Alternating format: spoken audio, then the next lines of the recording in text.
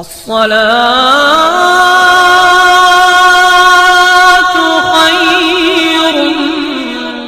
زندگی کو اللہ اور اس کے رسول کی یاد میں گزارتے ہیں، اس زندگی کو اچھائیوں کے کام میں لگائیں، اس زندگی کو نور و نکہت سے مالا مال کریں۔ والعصر، اچھا تیسرا معنی اس کا اور سنیے، بات لمبی نہ ہو۔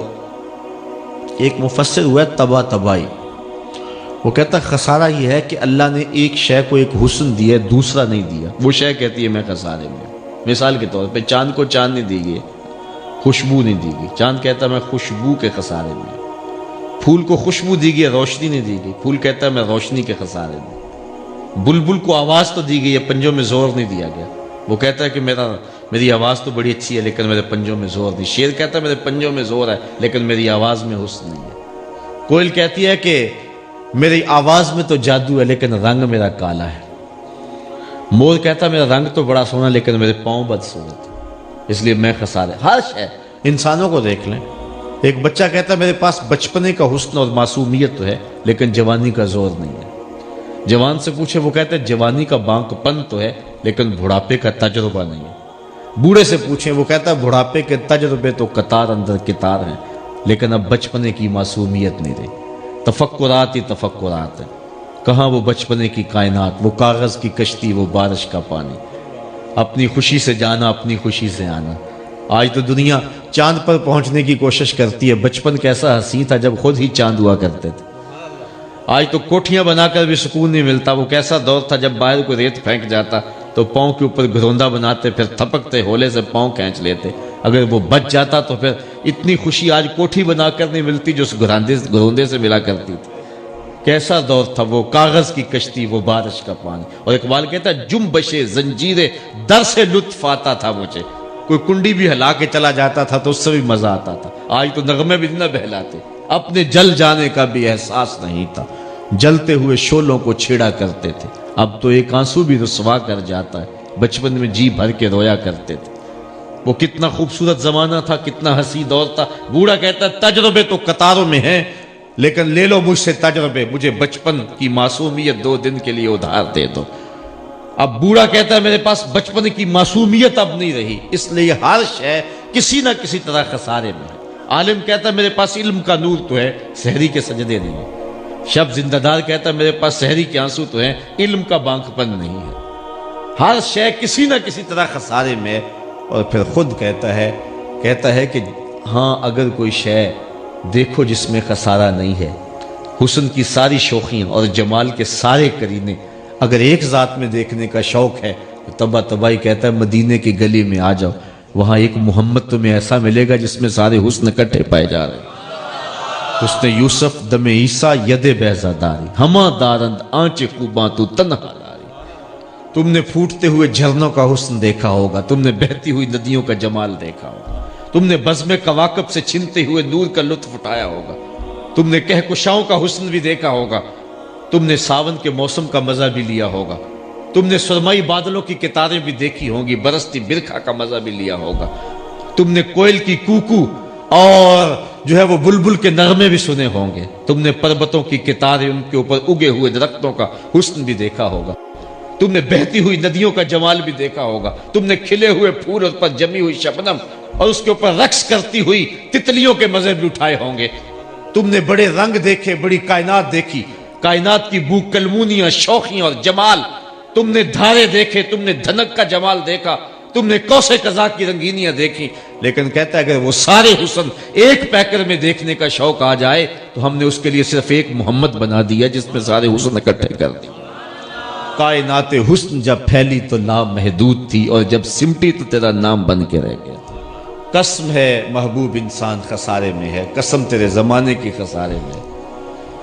الا الذین آمنوا، اچھا خسارے سے بچے گا کون؟ توجہ چاہوں گا جس کے پاس ایمان کی دولت۔ اب ایمان کیا ہے؟ یہ تصدیق بما جاء بہ النبی، صاحب شرح قائد نے یہی تعریف لکھی ہے، سادہ لفظوں میں کہہ لے حضور سے لپٹ جانے کو، حضور سے نسبت کو پختہ کرنے سے، حضور سے وابستگی اور دل بستگی کو ایمان کہتے ہیں، حضور سے تعلق خاطر کو ایمان کہتے ہیں۔ اللہ اکبر! تو ایمان پھر کیا ہے؟ حضور سے وابستہ ہونا کا نام ہے۔ انسان خسارے میں بچے گا وہ جو حضور سے جڑے گا۔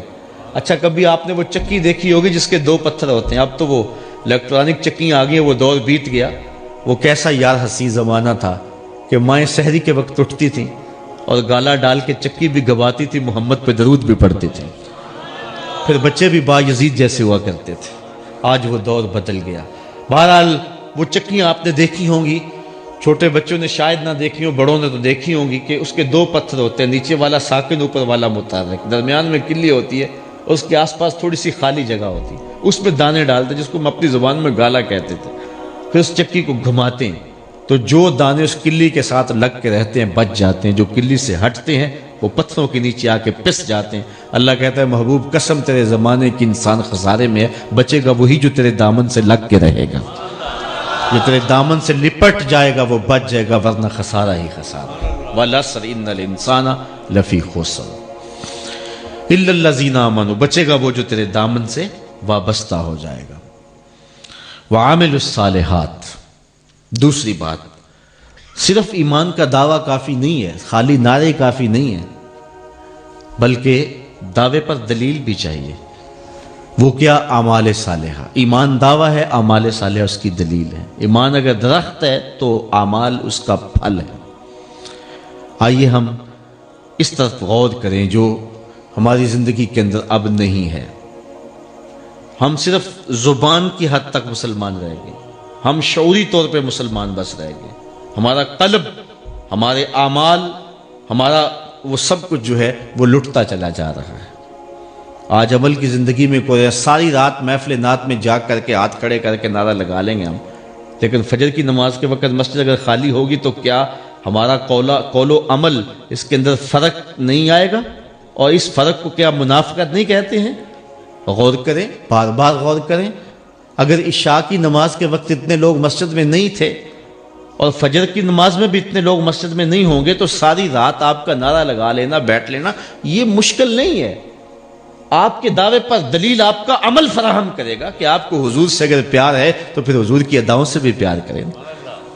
حضور نے نماز کو اپنی آنکھوں کی ٹھنڈک قرار دیا ہے کہ نہیں دیا؟ جُعِلَتْ لِی، فحضور نے فرمایا حُبِّبَ إِلَیَّ مِن دُنْیَاکُمْ ثَلَاثٌ الطِّیبُ وَالنِّسَاءُ وَجُعِلَتْ لِی قُرَّۃُ عَیْنٍ فِی الصَّلَاۃِ۔ حضور فرمایا مجھے تمہاری دنیا کے اندر صرف 3 چیزیں پسند ہیں، خوشبو، منگوا عورتیں، اور میری آنکھوں کی ٹھنڈک نماز میں رکھی گئی۔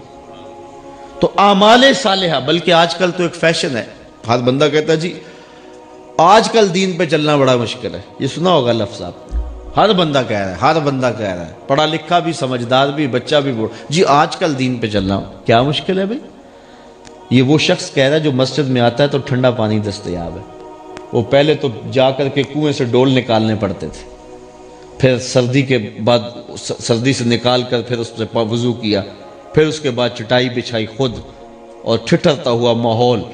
لیکن آج کیا ہے کہ مسجد میں جاتے ہیں تو قالین بچھے ہوئے ہیں، گرم ہیٹر سلگ رہے ہیں، گرم پانی کے گیزر موجود ہیں، گرم پانی سے وضو کر کے ماحول کی خوبصورتی میں مخملی مسلوں پہ پیشانی رکھ کر کے نماز پڑھنے والا بطور فیشن کہہ رہا ہے آج کل دین پہ چلنا بڑا مشکل ہے۔ میں کہتا ہوں تیرے لیے مشکل ہے یا کربلا والے حسین کے لیے مشکل تھا؟ یہ محض ایک فیشن کے طور پہ بات کی جا رہی ہے۔ تیرے لیے دین پہ چلنا مشکل ہے یا بلال حبشی کے لیے مشکل تھا، جس کے جسم کو لوہے کی کنگھیوں سے ادھیڑ دیا گیا، جس کو تپتے ہوئے کوئلوں پہ رکھا گیا، جس کے گلے میں رسی ڈال کے مکے کے بازاروں میں گھسیٹا گیا۔ ہم نے کون سی تکلیف سہی؟ ہم نے کون سا دکھ سہا اس راستے کے اندر؟ میں اگر واز کرنے آیا ہوں تو وہاں سے لے کر یہاں تک پھول ہی پھول تھے میرے اوپر پھینکے جا رہے تھے، لیکن ذرا اس واز کی کہانی بھی تو سنو کہ حضور واز لے کر کے آئے، لوگوں نے پتھر پھینکے۔ کون سے دکھ نہیں تھے جو راستے میں کھڑے نہیں تھے؟ اور آج اگر میں کہوں کہ تبلیغ کرنا بڑا مشکل ہے، کیا مشکل ہے میرے لیے؟ مجھے تو آپ کی آنکھیں محبتیں دے رہی ہیں، آپ کے ہاتھ پھول برسا رہے ہیں، آپ کے دل میں محبتیں بھری ہوئی ہیں، اونچی مسند بچھائی گئی ہے، لاؤڈ سپیکر کا اہتمام ہے، آپ کی آنکھوں میں پیار بھرا ہوا ہے، آپ کے ماتھے تمتما رہے ہیں، اور اس میں میں ایک پیار کی جھلک دیکھ رہا ہوں۔ دیکھو ان کہانیوں کو، دیکھو اس دور کو کہ جب دین کا نام لینا کتنا مشکل تھا۔ حضرت بلال حبشی کی کہانی پڑھو، کتنی دردناک کہانی ہے۔ بھاری پتھر سینے پہ رکھ دیا جاتا ہے، تپتی ہوئی ریت پہ ڈال دیا جاتا ہے، کبھی تپتے ہوئے کوئلے زبان پہ رکھ دیے جاتے ہیں، کبھی سارا دن چکی پیستے ہیں، حالت بخار میں بھی چکی پیس رہے ہیں، کبھی تپتے ہوئے کولوں پہ لٹایا جا رہا ہے، لیکن بلال ہیں کہ مسکرا رہے ہیں۔ کسی نے پاس سے گزرتے ہوا کہا بلال عجیب کہانی ہے، تم کوئلوں پہ لیٹے ہو اور تم مسکرا رہے ہو، وہ کوڑے مارتا تم مسکرا رہے ہو۔ بلال ہنس کے کہا کہ تم جاؤ نا بازار میں مٹی کا برتن خریدنے کے لیے تو اس کو ٹھونک بجا کر کے دیکھتے ہو، اس کی آواز تو ٹھیک ہے، کہیں کچا تو نہیں۔ کہا تم تو مٹی کا برتن بھی خریدو تو ٹھونک بجا کے دیکھو کہیں کچا تو نہیں۔ میرا مالک بلال کو خرید رہا ہے، دیکھ رہا ہے بلال کہیں کچا تو نہیں۔ میں کہتا ہوں مالک خرید لے بلال کو، چمڑی ادھڑ بھی جائے گی، حق حق کی آواز ختم نہیں ہوگی۔ زخم پہ زخم کھا کے جی، خون جگر کے گھونٹ پی، اب نہ کر لبوں کو سی، یہ عشق ہے دل لگی نہیں۔ سبحان اللہ کہنا بھی آسان ہے، میرا زور سے بیان کرنا بھی آسان ہے، ہاتھ کھڑے کرنا بھی آسان ہے، نعرہ لگانا بھی آسان ہے، لیکن اس راستے پہ چلنا مشکل ہے۔ وعامل الصالحات، ان راہوں کو اپنانا مشکل ہے۔ صاحبو زندگی بہت تھوڑی ہے، کہیں مغالطے میں نہ رہنا۔ یہ صرف اس پہ اکتفا نہ کر لینا کہ ہم محفل نعت میں آگے تب بخشے ہوئے ہیں۔ وہ ایک زمانہ تھا لوگ کہتے ہیں جو چاول کھلوا دے وہ بخشا جائے گا، اب کہتے ہیں جو کھا ہی لے وہ بخشا جائے گا۔ اتنا آسان کام نہیں ہے۔ الجنت تحت ظلال السیوف۔